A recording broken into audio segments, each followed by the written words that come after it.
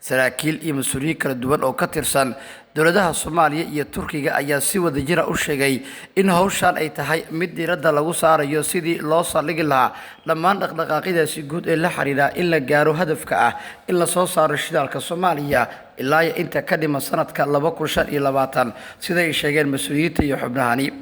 warbaahinta Xuraansi waxay indhaha soo marisay bogagga gaarka ee lagu hadlo arrimaha dhanka kheyraadka dabiiciga ee dowladda Turkigu ay leedahay iyadoona la soo dhigay muuqaalka iyo khudbadda wasiirka batroolka dalkaasi isagoona ka hadlay arrinta guud ee la xiriirta soo saarka shidaalka Soomaaliya sida ay xaqiijiyeen mas'uuliyiin iyo xubno ka tirsan dhinaca Ankara oo warbaahinta la wadaagay xogaha iyo macluumaadka arrintaasi ku saabsan.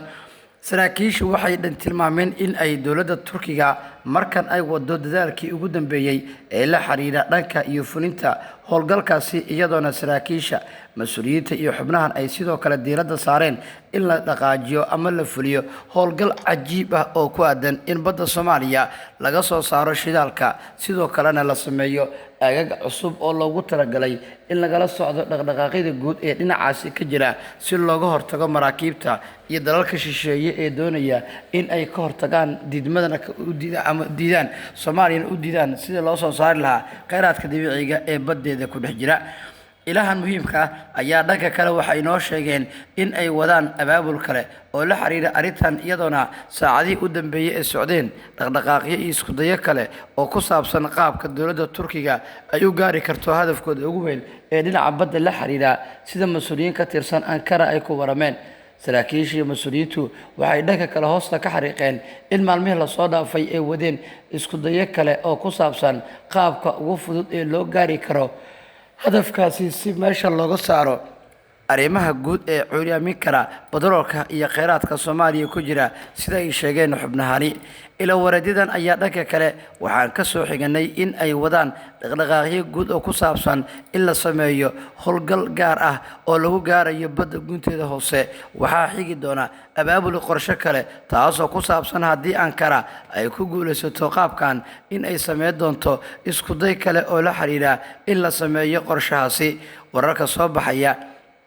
ayaa tilmaamaya in ay socdaan dhaqdhaqaaqyo guud oo ku saabsan arrimahaasi iyadoona dhanka kale mas'uuliyiinta iyo xubnahan ay bilaabeen in ay sameeyaan dhaqdhaqaaqyo guud oo ku saabsan arrimaha hadda socda taa oo ka dhigaysa saraakiisha iyo mas'uuliyiintuba in ay bilaabaan sidii ay u raadin lahaayeen dhaqdhaqaaqyo iyo isku dayo kala duwan sida ay xubnahani ku warameen. warbaahinta Xuraansi ayaa baaritaan waxay ku sameysay dhacdooyinkaasi iyadoona mas'uuliyiinta kala duwan ee dowladda federaalka Soomaaliya ay sheegeen in ay wadaan dhaqdhaqaaqyo guud oo ay ku gaarayaan sidii loo saldhigi lahaa hadafka guud ee arrintaasi ku saabsan si meesha looga saaro isku day walba oo arrimahaasi la xiriira sida ay sheegeen xubnahan u waramay dhanka iyo warbaahinta. wasiirka batroolka Turkiga ayaa dhankiisa waxa uu tilmaamay in dhaqdhaqaaqyadaasi guud ay yihiin kuwa diiradda lagu saarayo qaabka ugu fudud ee la ogaan karo taasoo keentay in mas'uuliyiinta iyo xubnahanba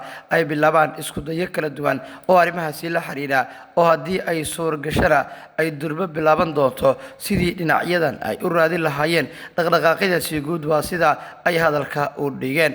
muddooyinkii u dambeeyay waxaa jira abaabul iyo dhaqdhaqaaqyo kale oo ay wadeen xubnahan waxaana saraakiisha iyo mas'uuliyiintuba ay bilaabeen in ay sameeyaan sidii loo gaari lahaa gunta hoose ceelka shidaalka Soomaaliya iyo in la soo saaro hadaf ahaan qaabka ugu fudud ee loo gaari karo meelaha ku habboon ee ku aadan in Soomaaliya ay ka soo saari karto dhanka shidaalka waa sida hadalka loo dhigay. dhacdooyinkii ugu dambeeyay ee jiray ayaa waxay durba bilaabeen in la sameeyo abaabul iyo dhaqdhaqaaqyo kala duwan iyadoona